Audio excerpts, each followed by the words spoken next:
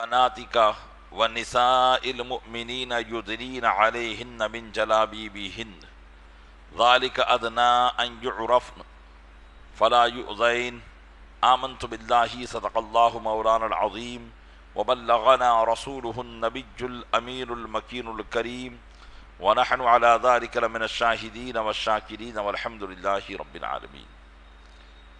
آئیے سب سے پہلے ہم اور آپ آقا انعامدار مدینے کے تاجدار، دونوں عالم کے مالک و مختار، نائب پروردگار، گلشن ہستی کی اولین فصل بہار کے دربار گوہر بار میں درود پاک کا قیمتی ہار پیش کریں۔ اللہم صلی علی سیدنا شفیعنا نبینا مولانا محمد معدن الجود والکرم وآلہ وبارک وسلم۔ عقیدت و محبت کے ساتھ ایک مرتبہ اور پڑھ لیں، اللہم صلی علی سیدنا شفیعنا نبینا مولانا محمد معدن الجود والکرم وآلہ وبارک وسلم۔ گنبد خضراء کے تصور کے ساتھ ایک مرتبہ اور پڑھیں، اللہم صلی علی سیدنا شفیعنا نبینا مولانا محمد معدن الجود والکرم منبع العلم والحلم والحکم وآلہ واصحابہ وبارک وسلم۔ صلاة و سلاما سرمدا دائما ابدا علیک یا رسول اللہ۔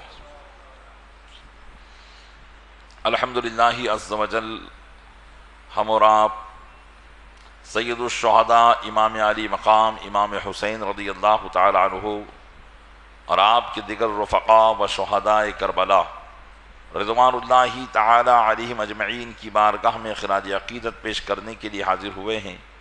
اللہ تبارک و تعالی اپنے محبوب صلی اللہ علیہ وسلم کے صدقے میں ہمارا یہاں جمع ہونا اپنی بارگاہ میں قبول فرما اور ہماری ان محفلوں کو ہمارے لیے ذریعہ نجات بنا، آمین بجاہ النبی الامین صلی اللہ تعالی علیہ وآلہ واصحابہ وبارک وسلم۔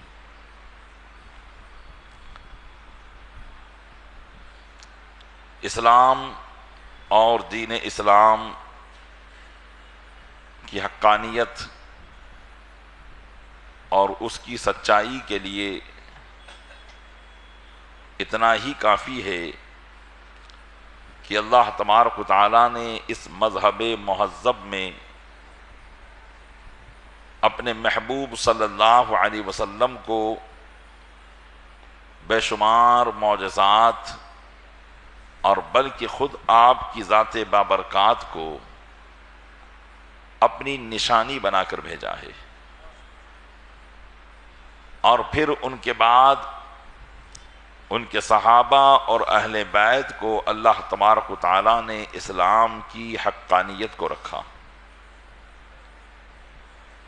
صحابہ کرام علیہم الرضوان بھی اسلام کی علامت ہیں اور اہل بیت عظام بھی اسلام کی علامت ہیں کہ جس مذہب مہذب میں اتنی پاکیزہ شخصیات ہوں، وہ مذہب ضرور حق ہے، اس میں باطل کے لیے کوئی راستہ ہی موجود نہیں ہے۔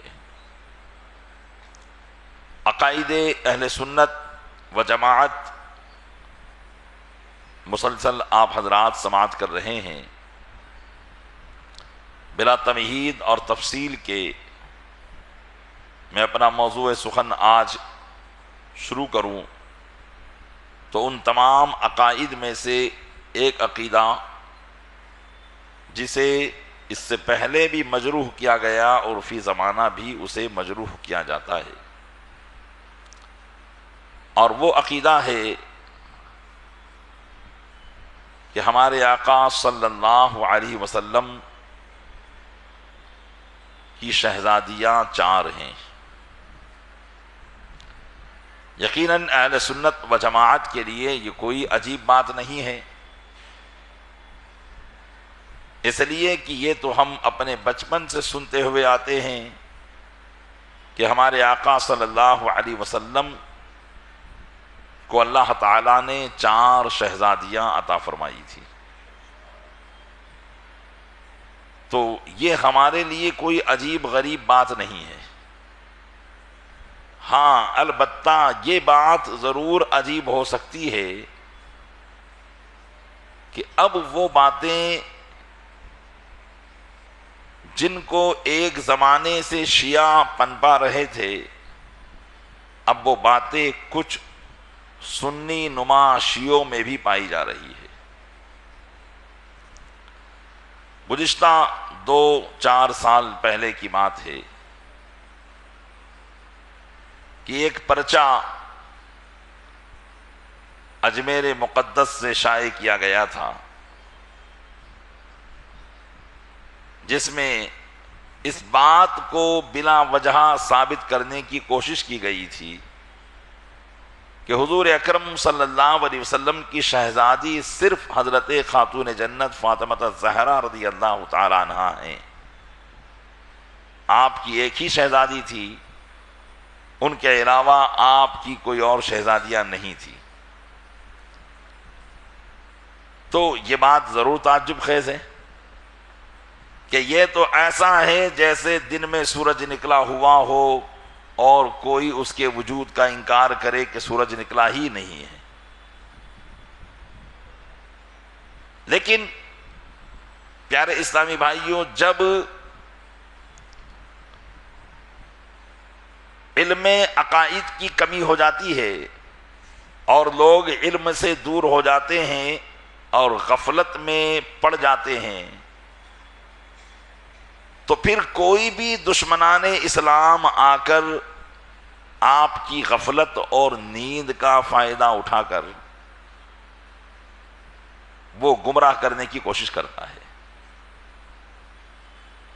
جیسا کہ بہت سی وہ باتیں جو ہم بچپن سے سنتے سناتے چلے آ رہے تھے، آج ہمارے نوجوان ان باتوں کو تسلیم نہیں کر رہے ہیں، کیونکہ ہم غفلت میں تھے، ہم نے صرف وہ باتیں سنی تھی۔ لیکن اب کچھ اسلام کے دشمن اس کو ادھر ادھر کی روایتیں، من گھڑت قصہ کہانیوں کے ذریعے ہمیں وہ سمجھانے کی کوشش کرتے ہیں اور نوجوان مان لیتا ہے۔ تو بعید نہیں ہے کہ یہ عقیدہ بھی نوجوانوں کے درمیان راسخ کر دیا جائے، اور جب ادھر سے کوئی کوشش نہیں رہے گی اور ادھر سے کوشش رہے گی تو آپ ماننے پر مجبور ہو جائیں گے کہ ہمارے پاس تو کوئی دلیل ہی نہیں ہے کہ حضور صلی اللہ علیہ وسلم کی کتنی شہزادیاں تھیں۔ اس کا مطلب یہ لوگ جو کہہ رہے ہیں بالکل حق اور سچ ہے، جبکہ ایسا نہیں ہے۔ اہل سنت و جماعت کے ہر عقیدے پر سینکڑوں دلیلیں موجود ہوتی ہیں، بس کوتاہی یہ ہو جاتی ہے کہ ہم نے ان دلائل کو کبھی چھیڑا ہی نہیں ہے، کیونکہ ہمارے بیانات عموماً، اگر جمعہ کا بیان لے لیجئے تو 2-3 واقعے بزرگوں کے سنا دیے، جوش میں آ کر 4-5 جگہ سے نعرے لگ گئے، ہماری جمعہ کی تقریر ختم ہو گئی۔ محرم کے بیان میں امام حسین کی شہادت کو بیان کر دیا، یہ 10 دن کے بیان ہمارے ختم ہو گئے۔ تو اس لائن میں بھی ہمیں دھکیلا گیا ہے کہ ان کو ایسی باتوں میں لگا دو کہ بس یہ واقعات سنتے رہیں، قرآن و حدیث میں جو ان کے مذہب کے دلائل موجود ہیں ان دلائل سے ان کو غافل کر دو۔ اور ایک زمانے سے یہ کوشش چلی آ رہی ہے، اور ہم بھی غیر اختیاری طور پر ان باتوں پر عمل کر رہے ہیں، اس لیے کہ اب اگر عقائد کی گفتگو کی جائے تو کون سبحان اللہ کہے گا،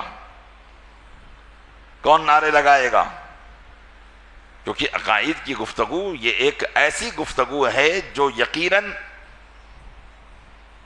بہت اہم گفتگو ہوتی ہے، جس سے ہمارا اور آپ کا ایمان محفوظ ہوتا ہے، لیکن ذاتی طور پر اس میں جذباتی ہونا نہیں پایا جائے گا کہ میں بڑی آواز نکال کر آپ کے دلوں میں جھنجھناہٹ پیدا کر دوں، کان بالکل آپ کے میری گفتگو سے مانوس ہو جائیں، جیسا کہ عموماً تقریر کے زور میں اس بات کو کیا جاتا ہے۔ تو غیر اختیاری طور پر ہمیں ان باتوں کی طرف متوجہ کر دیا گیا، اور جو اصل چیز تھی اس سے ہمیں غافل کر دیا گیا ہے۔ ہمارے بزرگان دین قرآن اور احادیث کا درس دیا کرتے تھے، خوف خدا اور عشق مصطفیٰ صلی اللہ علیہ وسلم کا درس دیا کرتے تھے، اور ان باتوں سے عقیدت بھی مضبوط ہوتی تھی اور عقیدہ بھی مضبوط ہوتا تھا۔ اور اب معاملہ کیا ہے؟ اب معاملہ یہ ہے کہ عقیدت کو مضبوط کیا جا رہا ہے اور عقیدے کے لیے انتظام ہی نہیں ہے۔ عقیدت مضبوط ہو اور عقیدہ مضبوط نہ ہو تو عقیدت ختم ہو سکتی ہے، لیکن عقیدہ مضبوط ہوگا اور عقیدت میں اگرچہ کچھ کمی ہو آپ اپنے ایمان کی حفاظت کر سکتے ہیں۔ آپ نے بہت سے لوگوں کو دیکھا ہوگا، جیسے احمد آباد میں بالخصوص کہا جاتا ہے کہ یار وہ تو پہلے چھٹی بھرتا تھا، اب معلوم نہیں اس کو کیا ہو گیا کہ تبلیغی جماعت میں چلا گیا ہے۔ تو بات کیا تھی؟ بات یہ تھی کہ اسے عقیدت تھی، عقیدہ معلوم نہیں تھا کہ بھئی اجمیر شریف جاتا ہوں تو کیوں جاتا ہوں، غریب نواز کی بارگاہ میں حاضری دیتا ہوں تو کیوں دیتا ہوں، اسلامی نظریہ کیا ہے، اسلامی عقیدہ کیا ہے؟ بس عقیدت کی بنیاد پر جا رہا تھا، عقیدہ معلوم نہیں تھا، دوسرے لوگوں نے آ کے اسے گمراہ کر دیا، عقیدت ختم ہو گئی۔ اور اگر عقیدہ معلوم ہوتا کہ بزرگوں کی بارگاہ میں جانا ہمیں کیوں چاہیے تو وہ کبھی گمراہ نہیں ہوتا۔ تو اب آپ سمجھ گئے ہوں گے اس مثال سے کہ عقیدت کے ساتھ ساتھ عقیدہ بھی مضبوط کرنے کی ضرورت ہے۔ میں حضور شاہ عالم سرکار کی کرامت آپ کو سناؤں گا، آپ کی عقیدت مضبوط ہو جائے گی، کیونکہ آپ مانتے ہیں، ہم بھی مانتے ہیں۔ لیکن اگر کوئی اسی کرامت پر اعتراض کر دے اور ہمیں اس کرامت کا عقیدہ معلوم نہیں ہے تو ہم شک میں پڑ جائیں گے، یار ایسے کیسے ہو سکتا ہے؟ تو یہ فرق ہے عقیدت اور عقیدے میں، اور آج کے زمانے میں ضروری ہے عقیدت کے ساتھ ساتھ عقیدہ مضبوط کرنا۔ اب جیسے ہماری عقیدت خاتون جنت فاطمہ الزہرا رضی اللہ تعالیٰ عنہا سے ہے، ہر مسلمان چاہے مرد ہو یا عورت خاتون جنت سے بہت ہی زیادہ عقیدت رکھتا ہے، اور رکھنا بھی چاہیے، کیونکہ ان کی محبت کے بغیر ہم حضور کی محبت حاصل کر ہی نہیں سکتے ہیں۔ حضور نے فرمایا فاطمۃ بضعۃ منی، فاطمہ میرے جسم کا حصہ ہے،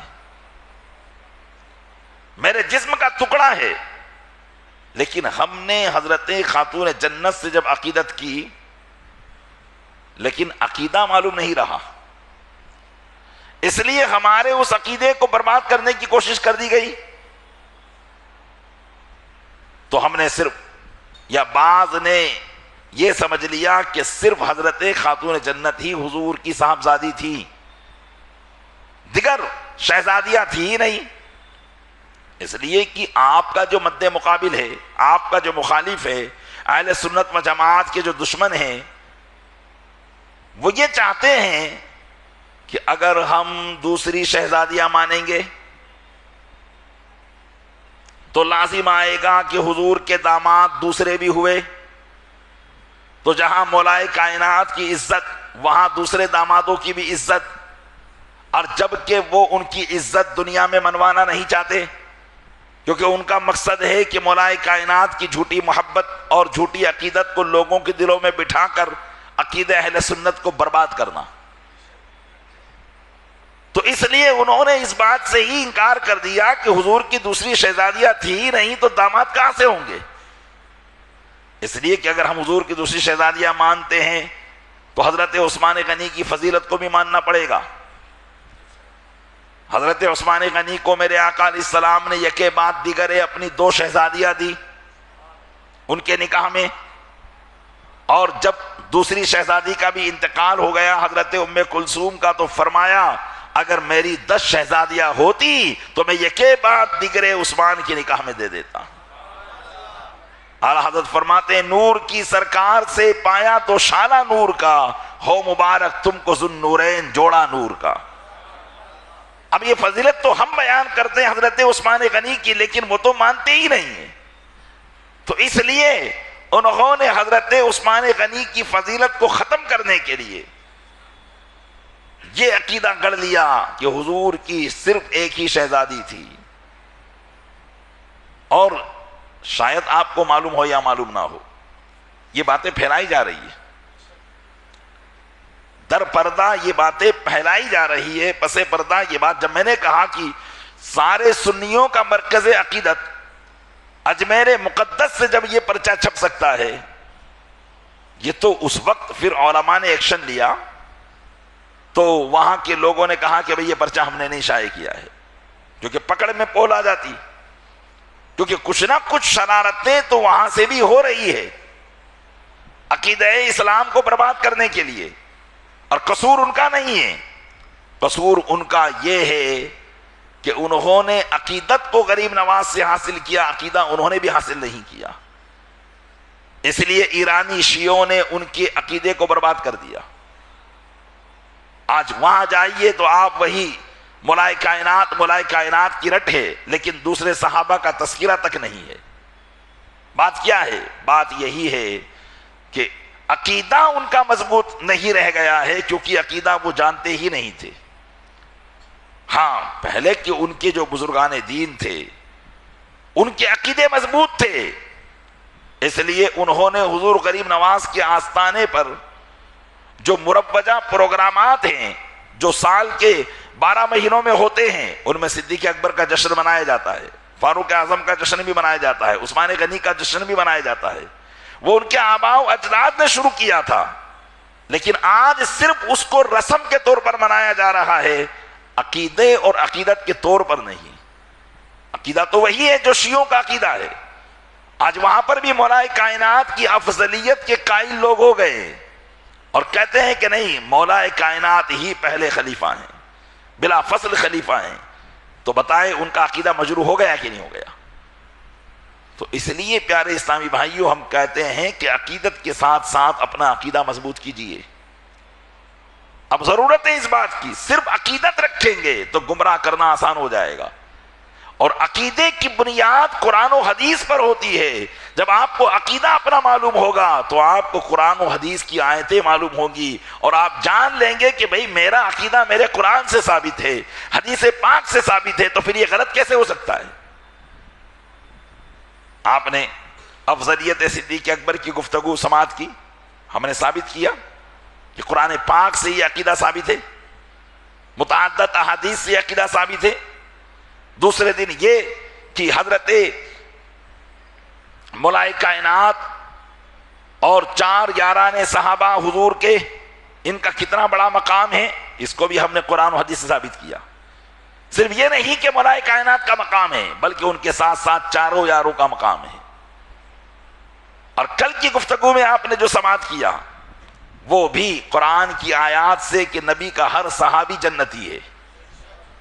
تو یہ ہے ہمارا عقیدہ.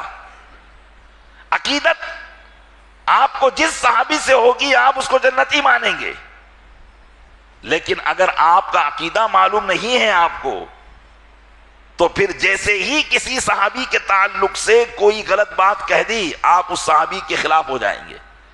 جیسے اہل سنت و جماعت کو بہت سے صحابہ کے خلاف کر دیا گیا ہے. وہ اپنے آپ کو سنی کہہ رہے ہیں، غریب نواز کو ماننے والے ہیں، غوث پاک کو ماننے والے ہیں، لیکن کہتے ہیں نہیں ان صحابی کو تو ہم نہیں مانتے، حضرت امیر معاویہ کو ہم نہیں مانتے. کیوں؟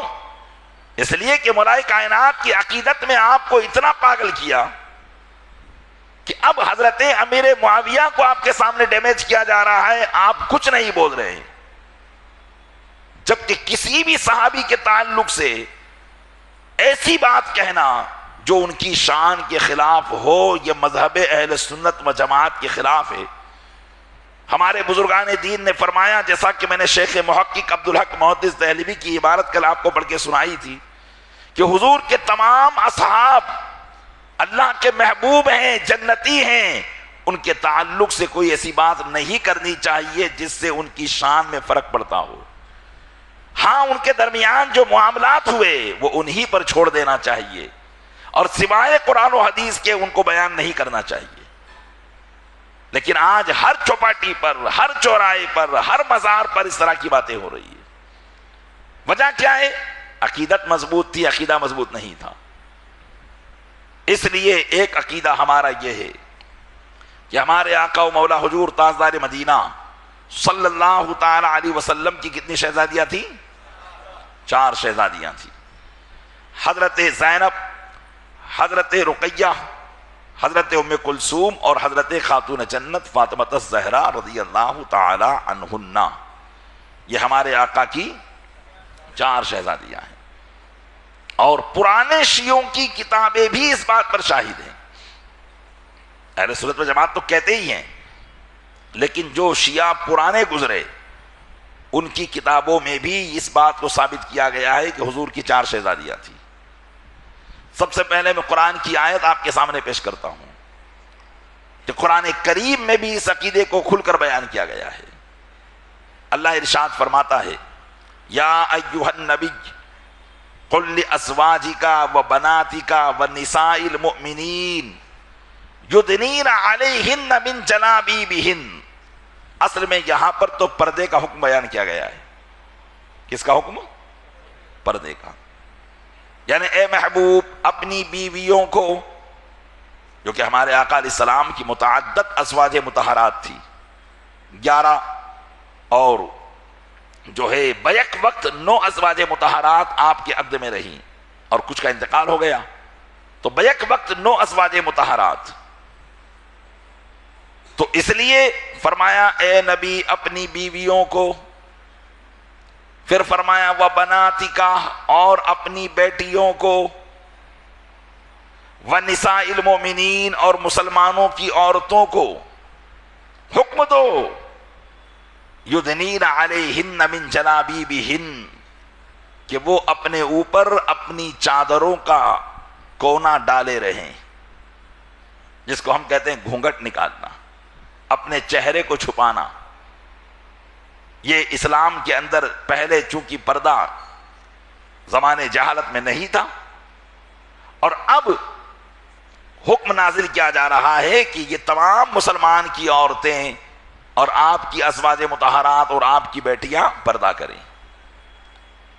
اب یہ پردے کے احکام ہیں، اس سے ہماری گفتگو نہیں۔ ہماری گفتگو ہے کہ حضور اکرم صلی اللہ علیہ وسلم کے لیے اللہ نے ارشاد فرمایا کہ اپنی بیٹیوں کو، یہ عربی میں بیٹیوں یعنی جمع کے لیے بنات کا لفظ آتا ہے۔ بنتن کہتے ہیں ایک بیٹی کو، اور اگر 2 بیٹیاں ہو تو کہیں گے بنتان، 2 بیٹیاں، اور اگر 2 سے زیادہ ہو تو اس کے لیے استعمال ہوگا بنات۔ کیا استعمال ہوگا؟ بنات۔ تو اب قرآن کیا کہہ رہا ہے؟ بناتی کا۔ کیا کہہ رہا ہے؟ بناتی کا، اپنی بیٹیوں کو حکم دو۔ تو اپنی بیٹیوں سے مراد یہاں پر حضور کی حقیقی بیٹیاں ہیں۔ اب جو اس میں یہ کہتے ہیں کہ حضور کی ایک ہی بیٹی ہے، تو وہ اس کا معنی کیا نکالتے ہیں؟ اس کا معنی یہ نکالتے ہیں کہ یہاں پر مراد قوم کی بیٹیاں ہیں، جو کہ امت کی ساری عورتیں حضور کی بیٹیاں ہیں۔ تو اگر معاذ اللہ یہی بات ان کی سمجھ لی جائے تو اس سے پہلے ازواجکا ہے کہ اپنی بیویوں کو، اگر یہاں پر یہ معنی لیا جائے کہ قوم کی بیٹیاں مراد ہیں، تو پھر معاذ اللہ ازواجکا میں کیا مراد لیا جائے گا؟ تو یہ تو بہت معنی غلط ہو جائے گا۔ لیکن یہی تو فرق ہوتا ہے کہ جو بد عقیدہ ہے وہ اپنے مذہب کی تائید کو، اپنی مذہب کی تائید کو پیش کرنے کے لیے قرآن کے ترجمے کو اگر الٹ پلٹ کرنا ہو تو کر دیں گے، لیکن اپنے مذہب کو ثابت کریں گے۔ جبکہ اہل سنت و جماعت وہ ہے جو قرآن کی ایک ایک چیز کی حفاظت کرتے ہوئے اپنے مذہب کو ثابت کرتا ہے۔ تو قرآن نے ہمارے حضور کے لیے فرمایا کہ محبوب آپ کی بیٹیاں، تو پتا چلا کہ حضور کی بیٹی ایک نہیں تھی بلکہ بیٹیاں تھی، 2 سے زائد تھی، اس لیے قرآن بناتکا کا لفظ استعمال فرما رہا ہے۔ اب بعض نے یہ کہا کہ یہاں پر بناتکا سے مراد، حضور کی بیٹیوں سے مراد حضور کی سوتیلی بیٹیاں ہیں۔ سوتیلی بیٹیاں یعنی حضرت خدیجہ الکبریٰ رضی اللہ تعالی عنہا کی، جو حضور صلی اللہ علیہ وسلم سے نکاح کرنے سے پہلے جو نکاح ہوا تھا، ان کی بیٹیاں۔ تو عربی زبان دیکھیے بہت وسیع زبان ہے، ہماری طرح غریب زبان نہیں ہے یہ کہ سب کے لیے ایک ہی لفظ، اپنی بیٹی ہو تب بھی بیٹی، دوسرے کی بیٹی ہو تب بھی بیٹی. عربی زبان اتنی غریب زبان نہیں ہے. عربی زبان ایسی زبان ہے کہ اس کے لیے ہر چیز کے لیے الگ لفظ ہے. اس کے پاس ہر چیز کے لیے اس کے پاس ایک الگ لفظ ہے. بلکہ بعض معنی تو ایسے ہیں کہ معنی ایک ہے لیکن اس پر 100 بلکہ 500 تک کے الفاظ بولے جاتے ہیں. یہ عربی زبان ہے. اہل عرب، اہل لغت کہتے ہیں کہ عربی میں شعر کے 500 نام ہیں. ہم تو ایک ہی کہیں گے شعر آیا، لیکن عرب کے لوگ اس کو 500 الفاظ سے تعبیر کرتے ہیں. کبھی غضنفر کہتے ہیں، کبھی اسد کہتے ہیں، کبھی حیدر کہتے ہیں. شعر کی الگ الگ پوزیشن کے اعتبار سے ان کے پاس الگ الگ الفاظ موجود ہیں. اور ہمارے پاس ایک ہی لفظ خالی ایک اس میں ملا دیں گے، شعر تو ببر شعر تو فلاں شعر، لیکن شعر کا لفظ ہوگا. لیکن عربی زبان میں پورا ورڈ بدل دیں گے، پورا ورڈ بدل دیں گے کہ اگر شعر ہے تو اس کے لیے اسد، اور اگر جھاڑیوں کا شعر ہے تو اس کے لیے حیدر، خطرناک شعر ہے تو اس کے لیے غضنفر. اس طرح کے الفاظ عربی میں بدل جاتے ہیں. تو عربی کوئی ایسی زبان نہیں ہے کہ ایک لفظ سے بہت سارے کام چلا لیے جائیں. بنت کا اطلاق عربی زبان میں صرف اپنی حقیقی بیٹی پر ہوتا ہے. سوتیلی بیٹی پر بنت کا اطلاق نہیں ہوتا ہے. عربی کے اندر بنت کہیں گے صرف اپنی بیٹی کو، کسی اور کی بیٹی کو نہیں. یعنی وہی باپ ہو اور جو اس کی بیوی ہے وہی ماں ہو، اسی پر بنت کا اطلاق ہوگا. اس کے علاوہ بنت کا اطلاق کسی اور بیٹی پر نہیں ہو سکتا. آپ کی بھتیجی ہے، آپ اپنی بھتیجی کو بھی بیٹی کہہ دیتے ہیں، لیکن عربی زبان میں نہیں کہا جائے گا اس کو.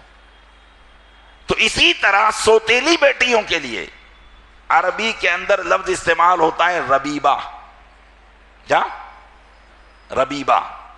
جیسے مثال کے طور پر بیوی نے کسی اور سے پہلے نکاح کر رکھا تھا اور اس نکاح سے اس کے یہاں بیٹی پیدا ہوئی تھی، پھر اس شوہر نے اسے طلاق دے دیا یا شوہر کا انتقال ہو گیا، اب یہ بیوی نے کسی اور سے شادی کی، تو اب وہ بیٹی جو اس کے پاس لے کر آئے گی یہ اس شوہر کی بیٹی تو ہوگی. ہم تو اردو زبان میں یہی کہیں گے کہ بھئی فلاں کی بیٹی ہے، لیکن عربی کے اندر اس کے لیے ورڈ بدل جائے گا. وہاں بنت کا لفظ نہیں آئے گا بلکہ ربیبہ کا لفظ آئے گا. کون سا لفظ؟ قرآن کریم ارشاد فرماتا ہے وَرَبَائِبُكُمُ اللَّاتِي دَخَلْتُمْ بِهِنَّ، جو کہ ربیبہ یہ ایک وچن ہے اور ربائب اس کا بہو وچن ہے، جمع ہے. یعنی قرآن نے جو فرمایا کہ تم پر اللہ نے تمہاری مائیں، تمہاری بیٹیاں، تمہاری چچی، تمہاری پھوپیاں، تمہاری خالائیں حرام کر دی، تو وہی یہ بھی بتایا اور تمہاری وہ ربیبائیں جن کی ماں کے ساتھ تم نے نکاح کیا ہے وہ بھی تم پر حرام کر دی گئی. یعنی بیوی کی دوسرے شوہر سے جو بیٹی ہوتی ہے، تو اب یہاں پر قرآن نے ربیبہ کس کو کہا؟ سوتیلی بیٹی کو.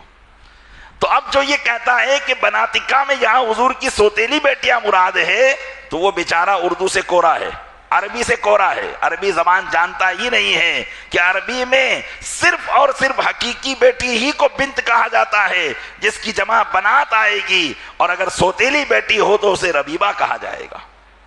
اگر یہاں پر حضور کی سوتیلی بیٹیاں مراد ہوتی اور بیٹی صرف ایک ہوتی تو یہاں پر بنت کا لفظ آتا یا ربیبہ کا لفظ آتا. تو پتہ چلا کہ قرآن کے نص سے ثابت ہے کہ حضور کی ایک بیٹیاں نہیں بلکہ 4 بیٹیاں تھیں. تو ہمارا عقیدہ بتائیے قرآن سے ثابت ہوا کہ نہیں ہوا؟ اور احادیث مبارکہ تو متعدد ہے.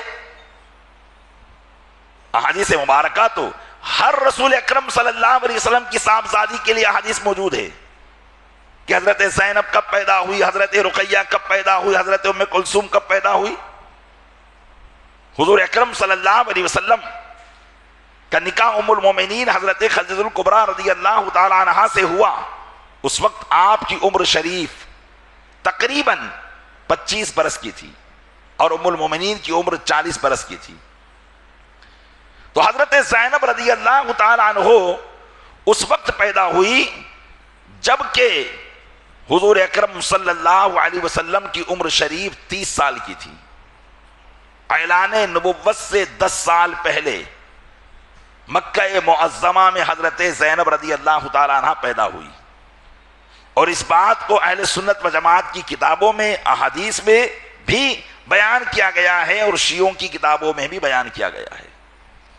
حضرت زینب رضی اللہ تعالی عنہ یہ نبی کریم صلی اللہ علیہ وسلم کی سب سے بڑی شہزادی، جن کا نکاح حضور اکرم صلی اللہ علیہ وسلم نے حضرت ابو العاص سے کیا. ابو العاص کون تھے؟ ابو العاص یہ حضرت خدیجۃ الکبریٰ رضی اللہ تعالی عنہا کے بہن کے بیٹے تھے، حضرت زینب کے بھانجے.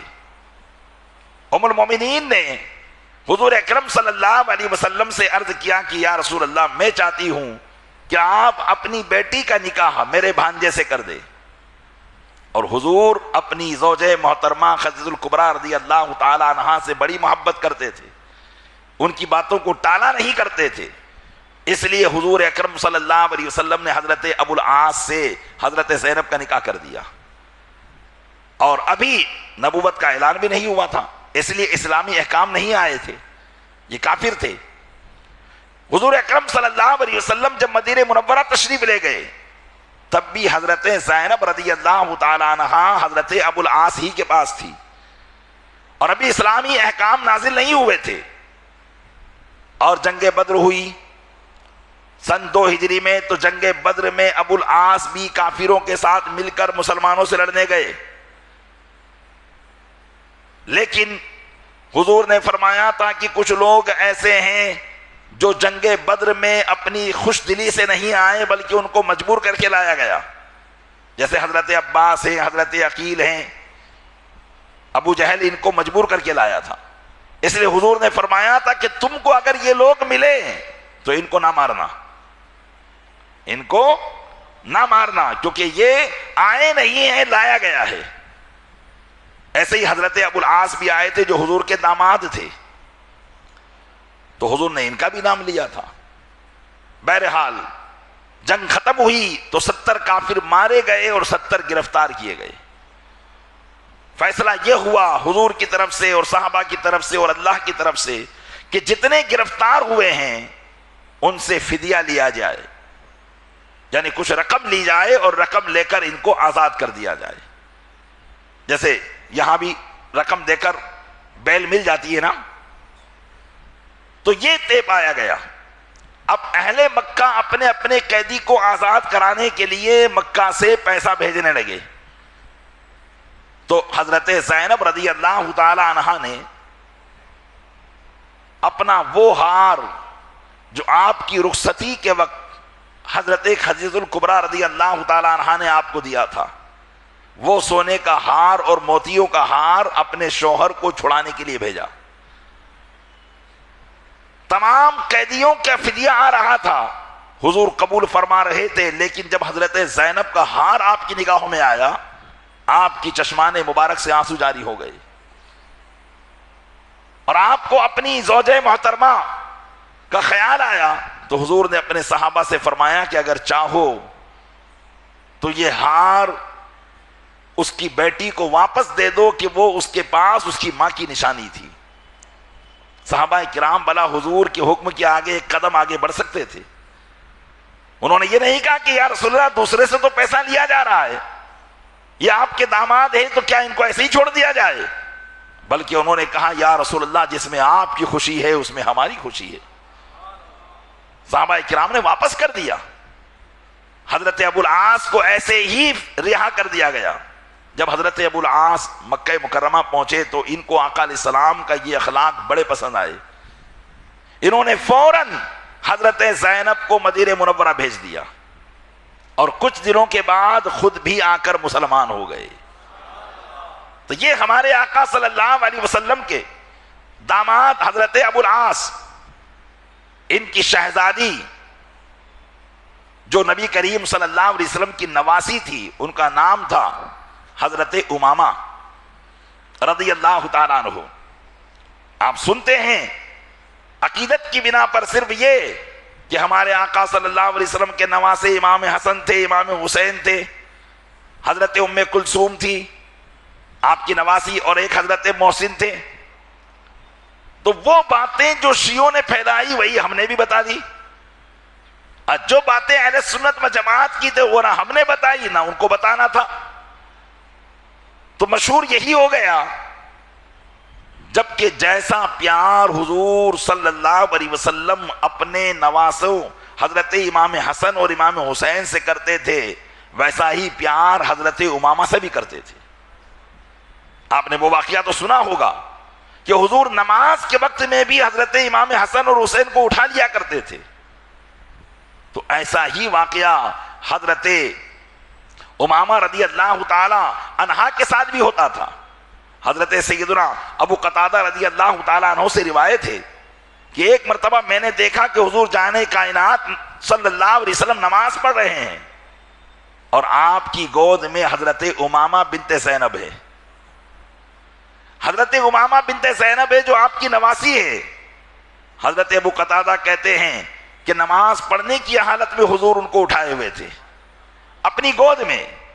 تو کہتے ہیں فَإِذَا سَجَدَ وَضَعَهَا وَإِذَا قَامَ حَمَلَهَا، کہ جب حضور سجدہ کرتے تو ان کو اتار دیتے اور جب کھڑے ہوتے تو واپس اٹھا لیتے۔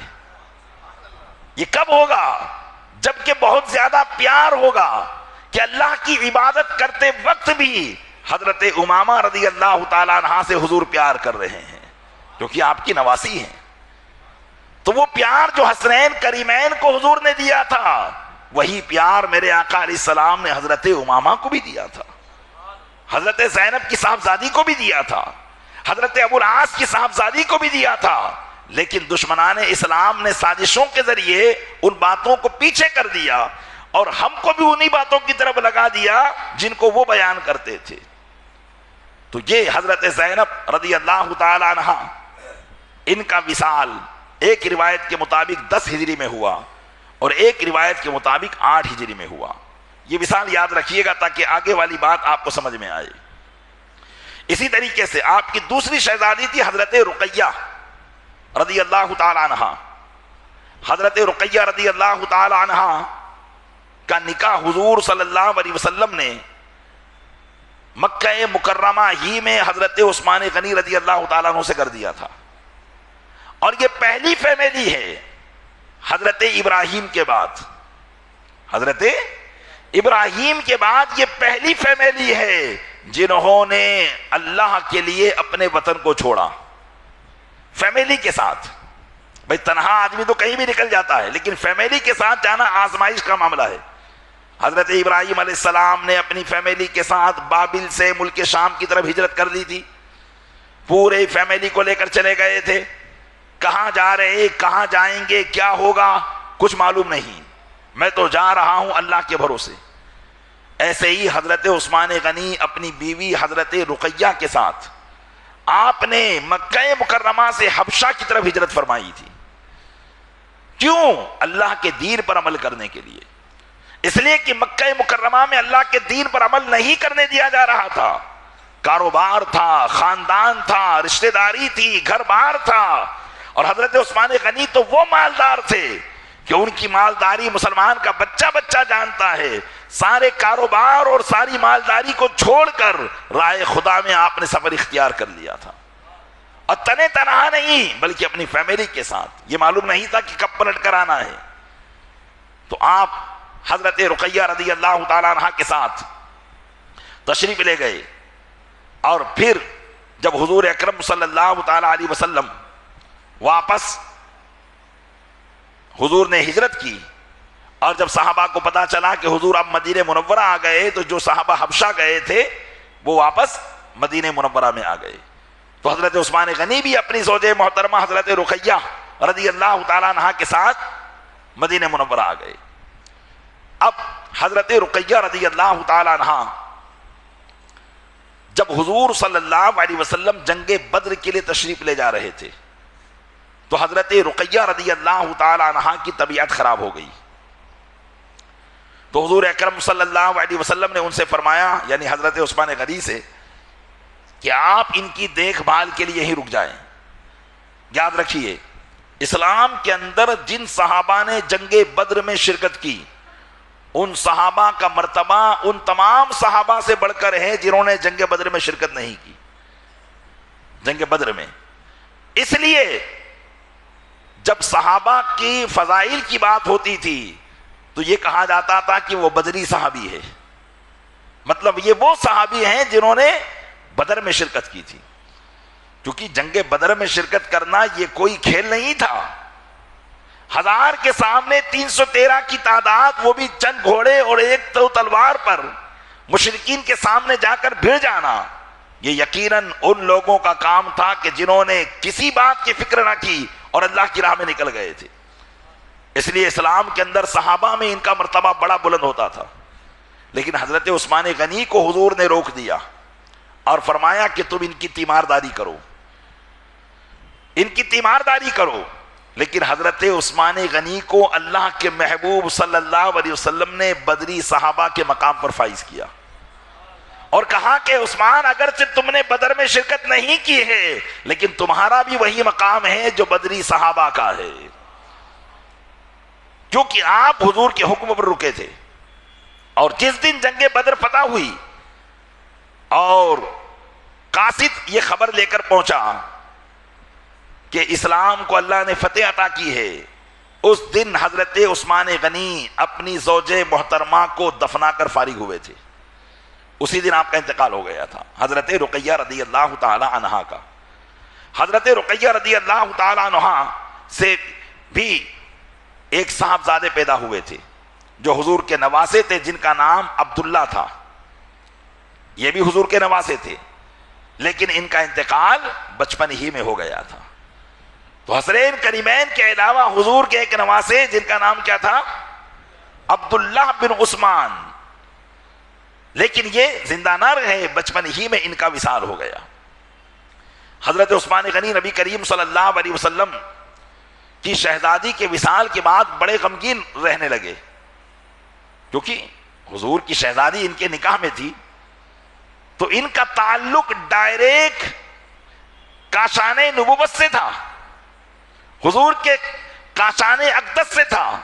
اور کاشان اقدس سے تعلق ہونا, رشتہ داری ہونا, یہ کوئی معمولی بات نہیں ہے. حضور صلی اللہ علیہ وسلم کی رشتہ داری سے تعلق تھا ان کا.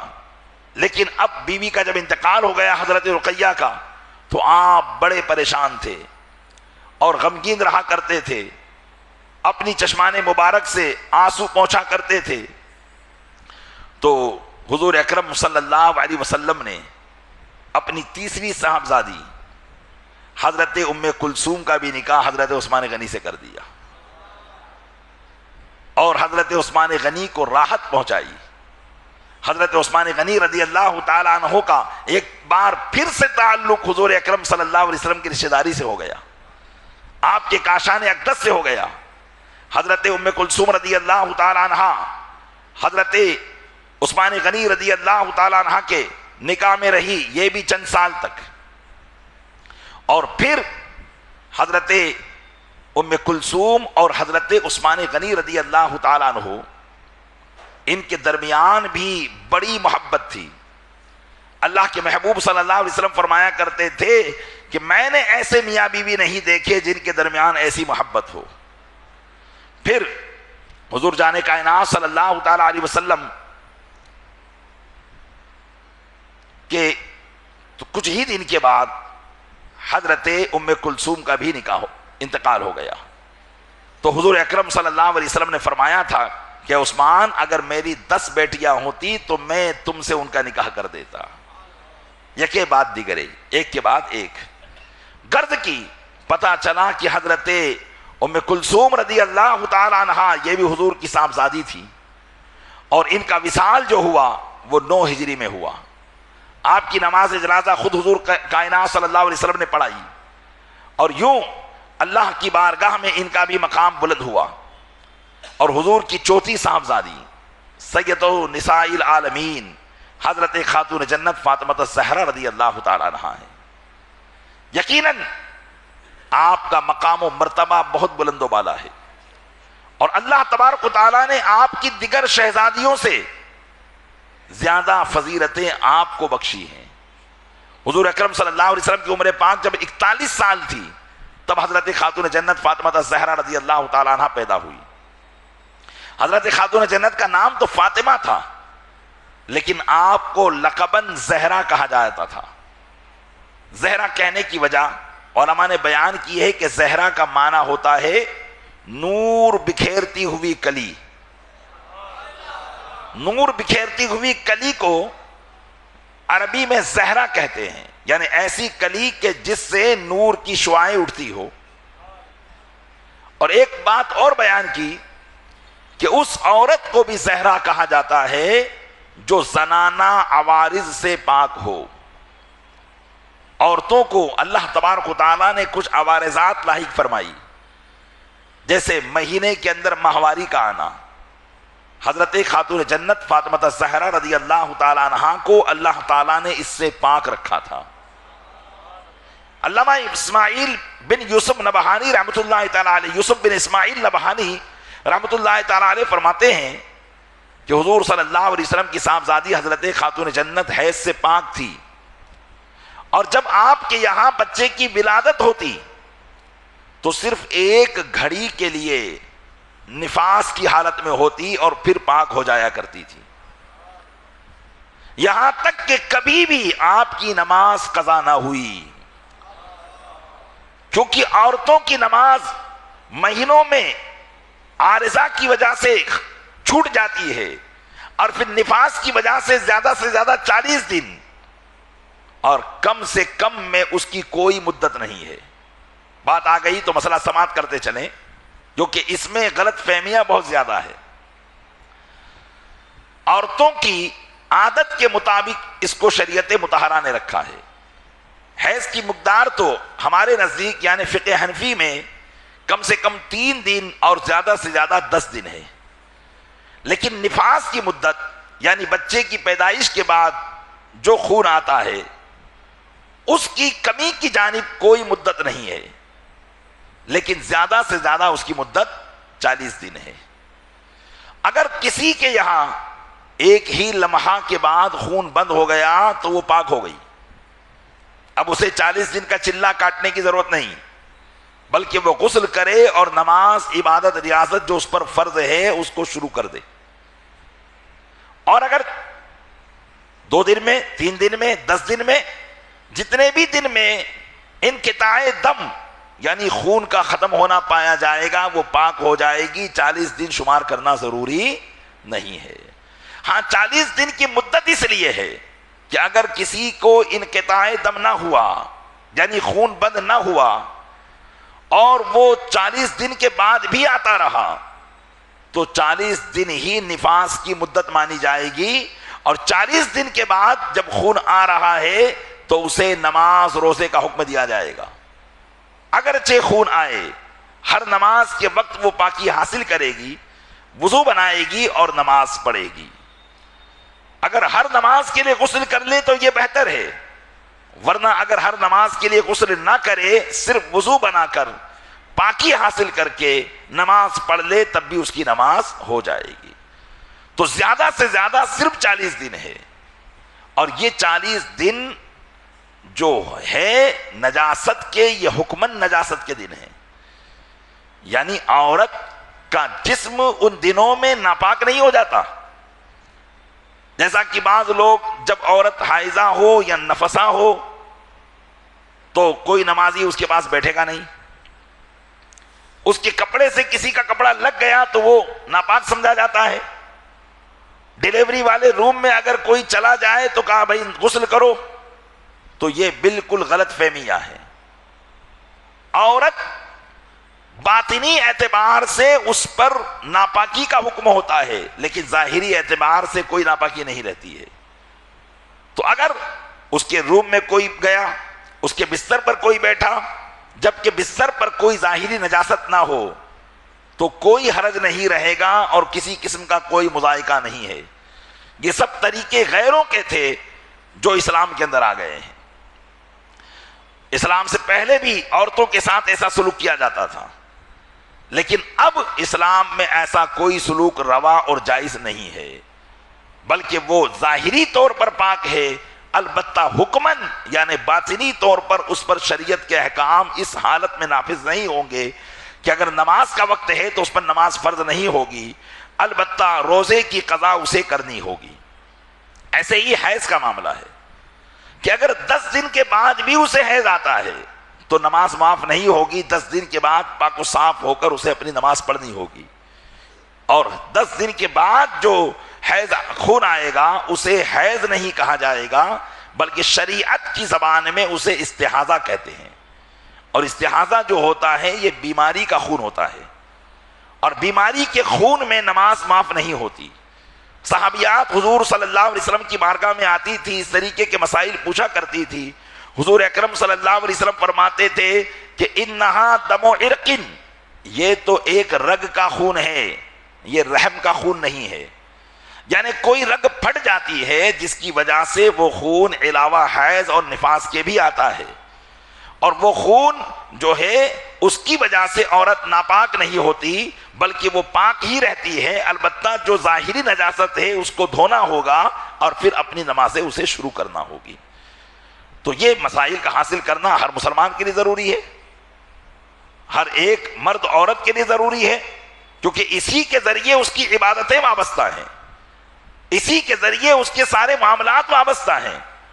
اب غسل کے بھی مسائل میں سمجھتا ہوں کہ عموماً لوگوں کو معلوم نہیں ہوتے، اور غسل بھی وہ مکمل طور پر نہیں کر پاتے، غسل کی جو احتیاطیات ہیں ان پر عمل نہیں کر پاتے اور سیکھتے بھی نہیں ہیں، بس بڑے بوڑھوں نے بتا دیا اسی طریقے سے غسل کر رہے ہیں۔ اب نہ معلوم اس کا شریعت کے حساب سے غسل ہو رہا ہے کہ نہیں ہو رہا ہے، پھر معاملہ یہ ہوتا ہے کہ بھئی نمازیں پڑھتے ہیں لیکن برکت نہیں ہو رہی ہے، عبادت ریاضت کر رہے ہیں برکتیں نہیں ہو رہی ہے، گھر میں نحوست جاتی نہیں ہے، تو گھر میں نحوست کہاں سے جائے گی جبکہ ہم نے شریعت مطہرہ کے مطابق غسل ہی نہیں کیا ہے۔ اس لیے یہ بھی ضروری ہے کہ آپ کو چاہے بہت اچھی طرح سے نہانا یاد ہو، لیکن ایک مرتبہ شریعت مطہرہ نے جو مسائل بیان کیے ہیں غسل کے، ان مسائل کو کسی سنی عالم سے، یا عورت ہے تو کسی سنیہ عالمہ سے ان مسائل کو سیکھیں اور اس کی پریکٹیکل پوچھیں، تب جا کر آپ اطمینان کر سکتے ہیں کہ ہاں ہمیں صحیح طرح سے غسل آ چکا ہے۔ یہ بہت ضروری ہے پیارے اسلامی بھائیوں، ہم نظر و نیاز میں الجھے ہوئے ہیں، جبکہ نظر و نیاز کے ساتھ ساتھ ہمارے لیے احکام اسلام پر عمل کرنا بہت ضروری تھا۔ اللہ تعالیٰ نے حضرت خاتون جنت فاطمہ الزہرا رضی اللہ تعالیٰ عنہا کو اس قسم کے عارضات سے پاک رکھا تھا، اور وہ عورت جو زنانہ عوارضات سے پاک ہو، یعنی عورتوں پر لاحق ہونے والی چیزوں سے پاک ہو، اس عورت کو بھی زہرا کہا جاتا ہے۔ اس لیے حضرت خاتون جنت کا نام لقب ان کا زہرا پڑا۔ بعض لوگ زہرا کہتے ہیں، تو زہرا اگر آپ کہتے ہیں تو پھر خاتون جنت سے اس کی نسبت نہیں ہوگی، کیونکہ ان کا نام زہرا نہیں ہے بلکہ زہرا ہے۔ زہرا کا معنی تو ستارہ ہوتا ہے، آسمان پر ایک ستارہ ہے جو آپ نے پڑھے ہوں گے 7 سیارے ہوتے ہیں، تو 7 سیارے میں سے ایک کا نام عربی میں زہرا ہے، تو آپ پھر وہ زہرا وہ ستارے کی مناسبت سے کہہ رہے ہیں۔ اگر خاتون جنت سے نسبت رکھنی ہے تو نام ہوگا زہرا، اور یہی نام صحیح ہے فاطمۃ الزہرا یا فاطمۃ الزہرا، فاطمۃ الزہرا نہیں بلکہ فاطمۃ الزہرا، یہ تلفظ آپ صحیح کریں تاکہ ان کی صحیح نام کی برکتیں آپ کی بیٹیوں کو بچیوں کو مل سکے۔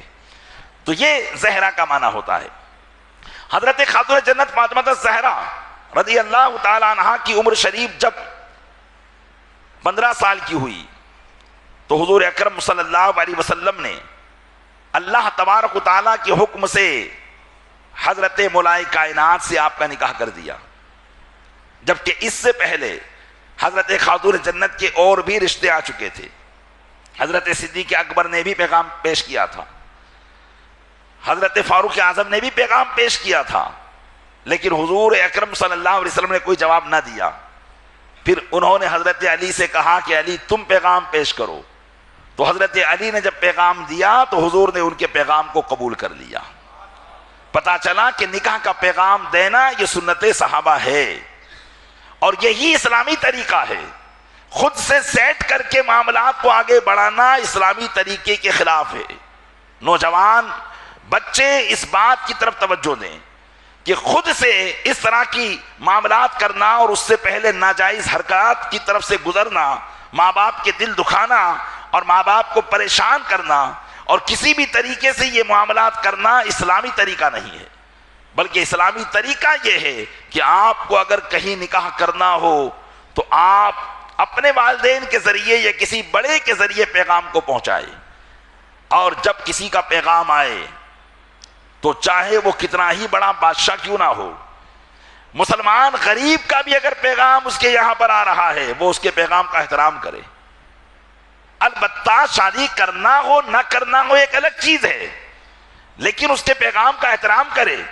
یہ نہ کہے اب اپنی حیثیت دیکھ تو کہاں پیغام لے کر آیا ہے. اس لیے کہ مال و دولت کا اسلام میں کوئی معاملہ نہیں ہے، اس کی کوئی حیثیت نہیں ہے. اللہ نے دنیا کے مال کو، حضور فرماتے ہیں کہ اگر اللہ کی بارگاہ میں اس دنیاوی مال کی حیثیت ایک مچھر کے پر کے برابر بھی ہوتی تو اللہ کافروں کو اس کا ایک قطرہ بھی نہیں دیتا. لیکن چونکہ اللہ کی بارگاہ میں اس کی حیثیت ہی نہیں ہے اس لیے کافروں کو مالدار بنا دیا. تو دنیاوی مال کی وجہ سے کوئی مالدار اپنے کو برتر سمجھے اور کسی غریب کو اپنے سے کمتر سمجھے، یہ اسلامی نظریہ نہیں ہے. حضرت ابراہیم بن ادھم رضی اللہ تعالیٰ عنہ ایک مزدور تھے، لکڑہارے تھے، لکڑیاں کاٹ کر جو ہے شہر میں بیچا کرتے تھے. اور آپ کے دل میں جب خواہش ہوئی کہ شادی کرنا ہے تو بادشاہ کے دربار میں پیغام لے کے پہنچ گئے تھے. کس کے دربار میں؟ بادشاہ کے دربار میں پیغام لے کر پہنچ گئے تھے. تو وزیروں نے بادشاہ کو اکسایا کہ یہ اس کی کیا حیثیت ہے، یہ تو ایک لکڑہارا ہے، مزدور ہے. لیکن بادشاہ شریعت کا پابند تھا. اس نے کہا رشتہ کرنا نہ کرنا میری مرضی ہے، لیکن اس نے جو کام کیا ہے وہ شریعت مطہرہ کے مطابق کیا ہے. اس کے پیغام کا احترام کیا جائے گا، اس کو باعزت یہاں سے روانہ کیا جائے گا، مہمانی کی جائے گی، میزبانی کی جائے گی، ذلیل و رسوا نہیں کیا جائے گا.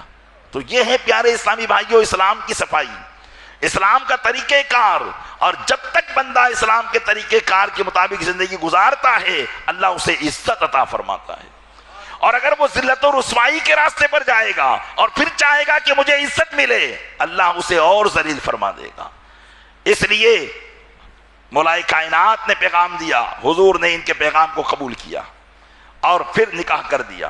امام نجم الدین نصفی رحمۃ اللہ علیہ فرماتے ہیں کہ جس دن حضرت خاتون جنت کا نکاح ہوا، حضرت جبریل امین علیہ الصلوۃ والسلام حضور کی بارگاہ میں حاضر ہوئے اور عرض کیا یا رسول اللہ، اللہ تعالیٰ آپ کو سلام بھیجتا ہے اور ارشاد فرماتا ہے کہ آج فاطمۃ الزہرا کا جنت میں انہی کی والدہ کے محل میں نکاح ہوا ہے. زمین پر بھی نکاح ہو رہا ہے، آسمانوں پر بھی نکاح ہو رہا ہے، اور وہ بھی حضرت خدیجہ الکبریٰ کے محل میں. اور فرمایا کہ اس کی صورت یہ رہی کہ الخاطب اسرافیل، خطبہ حضرت اسرافیل نے دیا، وجبریل و میکائیل الشہود، اور جبریل اور میکائیل گواہ بنے، والولی رب العزت، اور حضرت خاتون جنت کا وکیل اور ولی اللہ رب العزت بنا ہے. اس طریقے سے حضرت خاتون جنت کا نکاح جنت میں بھی کیا گیا کیونکہ آپ خاتون جنت ہیں، جنت کی خاتون ہیں، جنتی عورتوں کی سردار ہیں. اللہ تبارک و تعالیٰ نے اپنے محبوب کے صدقے میں آپ کو یہ مقام عطا فرمایا ہے.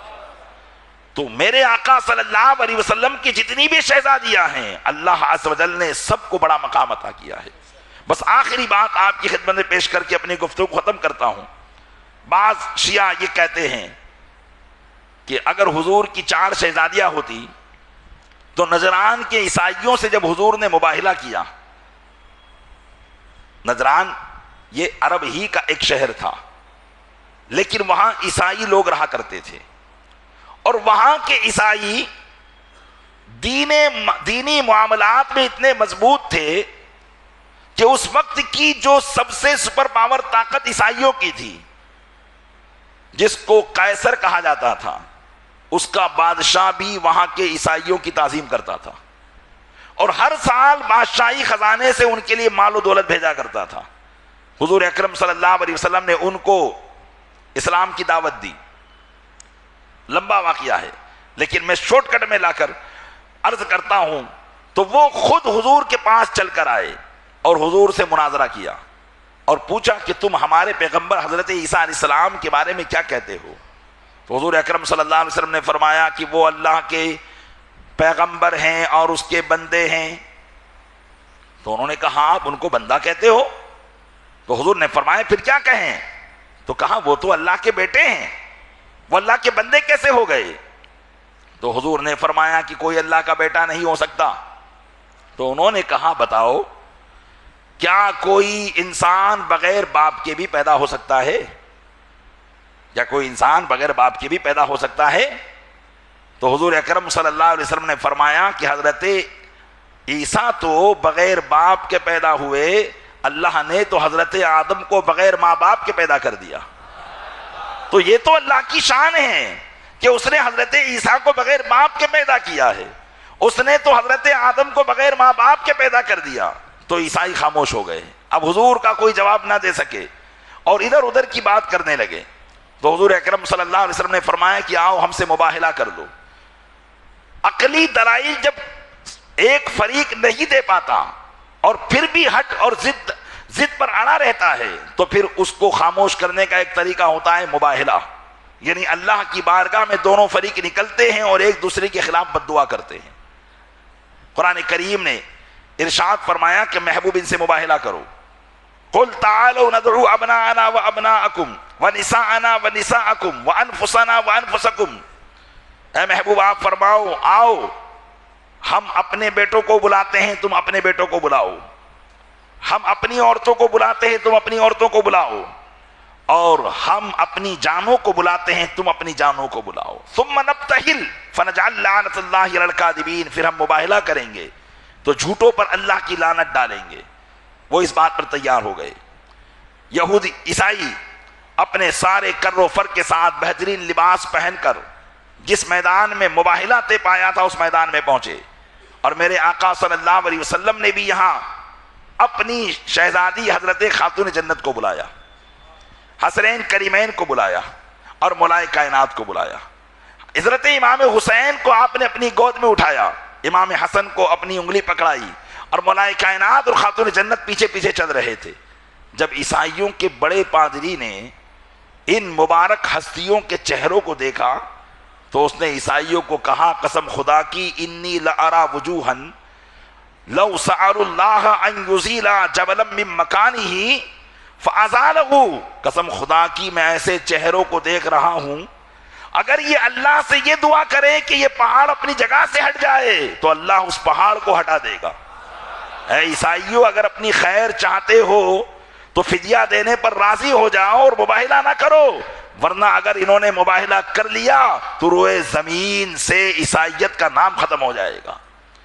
انہوں نے مباہلہ نہ کیا اور پھر یہ جزیہ دینے کے لیے تیار ہو گئے کہ ہم آپ کو ہر سال خراج پیش کریں گے، اور واپس یہ نذران چلے گئے۔ اب یہاں پر شیعہ اپنی بات چلاتا ہے اور کہتا ہے کہ دیکھو جب حضور کو کہا گیا کہ آپ اپنی عورتوں کو بلاؤ، اپنے بیٹوں کو بلاؤ، اپنی جانوں کو بلاؤ، تو حضور نے صرف اور صرف حضرت خاتون جنت کو بلایا، حضرت مولائے کائنات کو بلایا، حضرت حسن اور حسین کو بلایا، نہ تو دیگر نواسوں کو بلایا، نہ نواسیوں کو بلایا، نہ دوسری بیٹیوں کو بلایا۔ اگر آپ کی دوسری بیٹیاں ہوتی تو ان کو بھی بلایا جاتا۔ تو یہ بات اس کو دھوکے میں ڈال سکتی ہے جو تاریخ نہیں جانتا ہو۔ حضور نے ان سے مباہلہ کیا تھا سن 10 ہجری میں، اور سن 10 ہجری سے پہلے ہی 8 ہجری میں حضرت زینب کا انتقال ہو گیا، 7 ہجری میں حضرت ام کلثوم کا، اور 2 ہجری میں حضرت رقیہ کا انتقال ہو گیا۔ تو اس وقت صرف آپ کی ایک ہی صاحبزادی موجود تھی، حضرت خاتون جنت، اسی لیے حضور نے صرف ان کو بلایا۔ اور آپ کے نواسہ نواسی بھی امام حسنین کریمین کے علاوہ پہلے سے انتقال کر چکے تھے، اس لیے حضور نے کسی کو نہیں بلایا۔ تو یہ کب آپ جانیں گے؟ جبکہ آپ کو اس کی معلومات ہوگی، ورنہ وہ آپ کو کسی بھی طریقے سے آپ کے عقیدے کو مجروح کر سکتا ہے. اور یقیناً ہماری عقیدت خاتون جنت سے ہے، تو یہ عقیدت اگر ہم عقیدے کے ساتھ جوڑ کر نہیں رکھیں گے تو اس عقیدت کے ذریعے ہمارا عقیدہ برباد ہو سکتا ہے. اس لیے عقیدت کے ساتھ عقیدہ بھی مضبوط ہونا چاہیے. عقیدہ مضبوط ہوگا تو عقیدت اور زیادہ بڑھے گی، اور اگر عقیدہ مضبوط نہ ہوا اور صرف عقیدت رکھی تو عقیدت کو برباد کیا جا سکتا ہے. اس لیے پیارے اسلامی بھائیوں، بزرگوں سے عقیدت کریں، اہل بیت سے عقیدت کریں، صحابہ سے عقیدت کریں، لیکن ان عقیدت کے ساتھ ساتھ اپنے عقیدوں کو بھی مضبوط رکھیں، تو انشاءاللہ آپ کا ایمان یہاں بھی سلامت رہے گا، مرتے دم بھی سلامت رہے گا. اللہ تعالیٰ اپنے محبوب صلی اللہ علیہ وسلم کے صدقے میں ہمیں اپنے ایمان و عقیدے کو حفاظت کرنے کی توفیق عطا فرمائے اور ہمارے عقیدوں کو مضبوط فرمائے.